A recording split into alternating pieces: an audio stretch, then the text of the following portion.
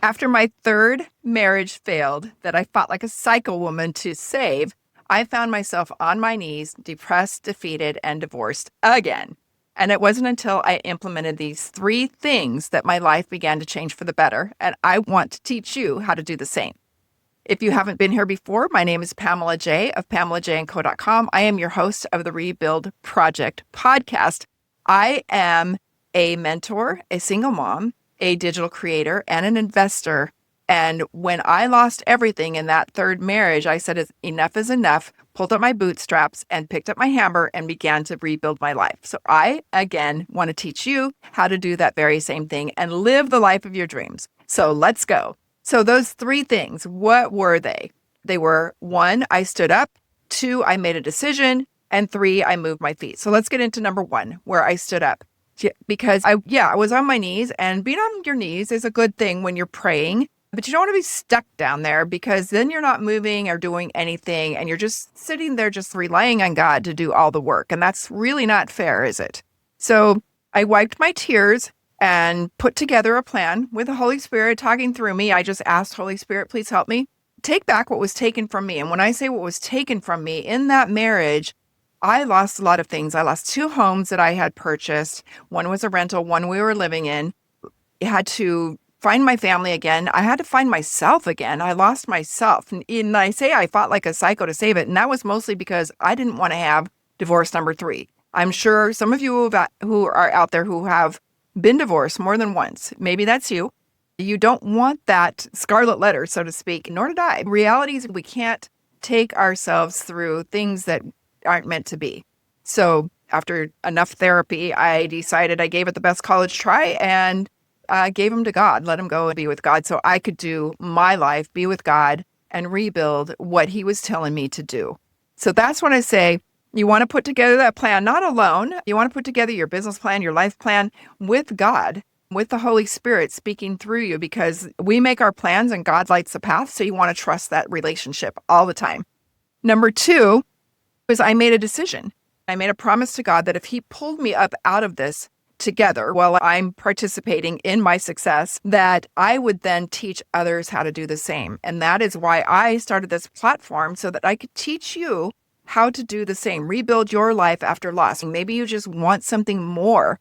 And so I'm here to do that. Maybe you're just a single woman. Maybe you're a single parent. Maybe you're a single man wanting to build your life, rebuild your life. And you're not in your 20s. Maybe you're in your 40s and you don't have the luxury of the compounding interest for a 401k. I will teach you how I rebuilt my life with real estate, one of my favorite vehicles to change your life. So if that sounds like something that you're interested in, I'm super excited to have you here because it is a great passion of mine.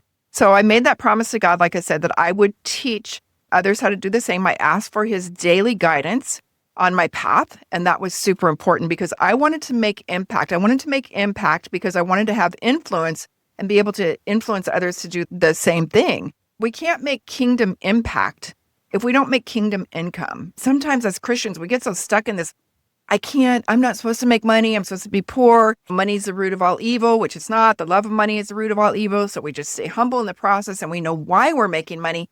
And often, intuitively, we know this, that it takes money to fight evil.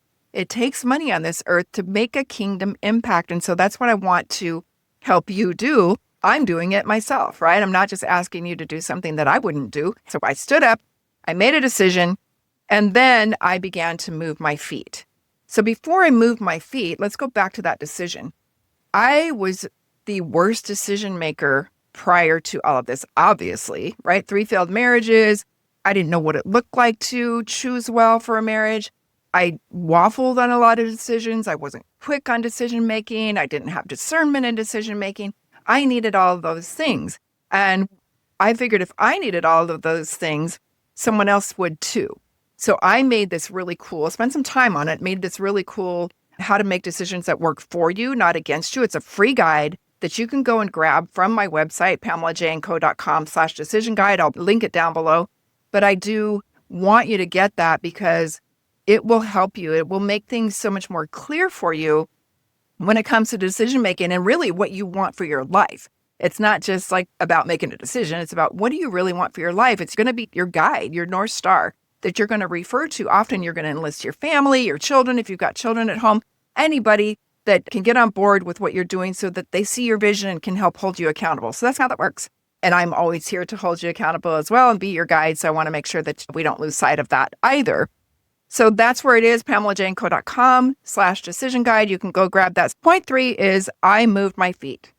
I'll tell you, at first when I started moving my feet, they felt very heavy. They felt like I was lifting a brick each time I took a step. But step by step, one foot in front of the other, I was able to start making a difference in my life.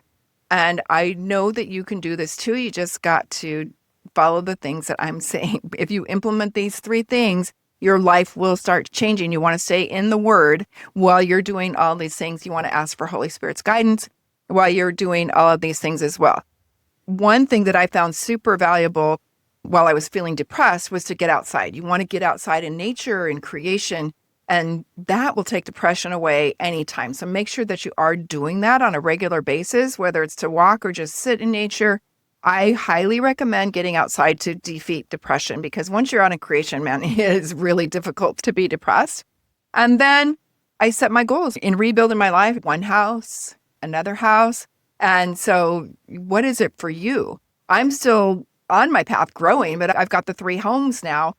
2 of them are long-term rentals. I'm turning another one into a long-term rental, my primary residence. So lots of things are happening, but it takes that first one. So I don't want you to get caught up in the how many that you need. I want you to first get focused on what do we have to do to move you forward in your life. So whether it's getting out of debt, whether it's beginning to save, whether it's finding that first investment, there are all the different stages that everybody's going to be in, but it's having that guide, that person to help put you in that direction. We don't want to put a cart before a horse. We don't want to have a bunch of consumer debt and then go out and be buying real estate, because I'll tell you, the first refrigerator that you have to replace, you're going to be busted, right? So we don't want that to happen.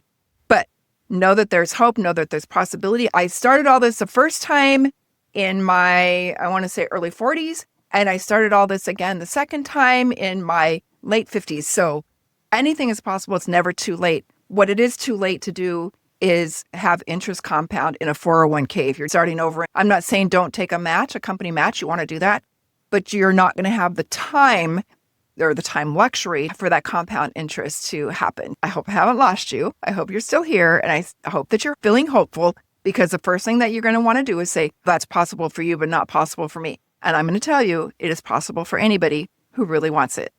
And it's not just because God says or Christ says you can do all things through me who gives you strength.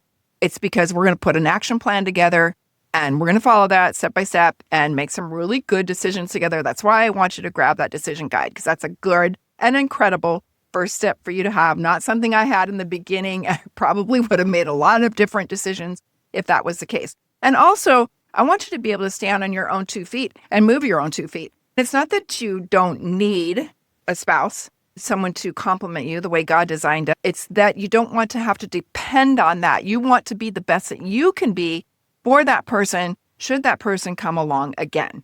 So I hope all of that makes sense. I am not anti-male by any means. I am pro-male. I am pro-female, all the things.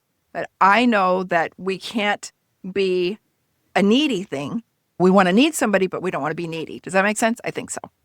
All right. So I then just made things happen with God's blessing. I asked for his blessing and support every single day. And I know that's something that you can do as well. So the 3 things, again, I stood up, I made a decision, and I moved my feet. And I want you to do those 3 things too. So I hope you're writing these down. If not, write them down afterward, re-listen to this, whatever you have to do secretly between you and me. This is relatively new, this YouTube platform that I'm doing. Dabbled in regular podcasting, but this video platform is new. And in order for me to be able to go live on this platform, unlike Facebook or other platforms, I have to have 100 subscribers. So if you would be so kind to subscribe and help me reach that goal of 100 subscribers so we can then do this live and I can field your questions live on air, it would be so cool. I would love that. I love that interaction. I've developed and trained my entire life and my career, and we'll get into that another day. But if you can do that and share with others who might be interested so that they can subscribe as well and get this information on a regular basis, I would be so grateful. Thank you so much for doing that in advance. So what am I reading? When I say I'm an investor in my education as well, not necessarily formal education, but just constantly learning And so I want to share with you what I've been reading, what I actually just finished reading, and it is called Good Morning, Holy Spirit. So this is perfect timing for this because you're going to ask for the Holy Spirit's blessing and guidance on this. So it's this book, Good Morning, Holy Spirit by Benny Hinn. And I'm going to go ahead and link that down below as well so you can grab it. You don't have to worry about writing it all down. But I'll tell you, it will build your relationship with the Holy Spirit. It will help you understand the Holy Spirit's role in the Trinity. And I'm so grateful that I read this and that I'm now able to share it with you. It's not an expensive book and it's not a difficult read at all, but tons of valuable information in here that I know that you're going to find super useful. All righty. With that, I want to say thank you so much for being here. And until we meet again, talk to you soon.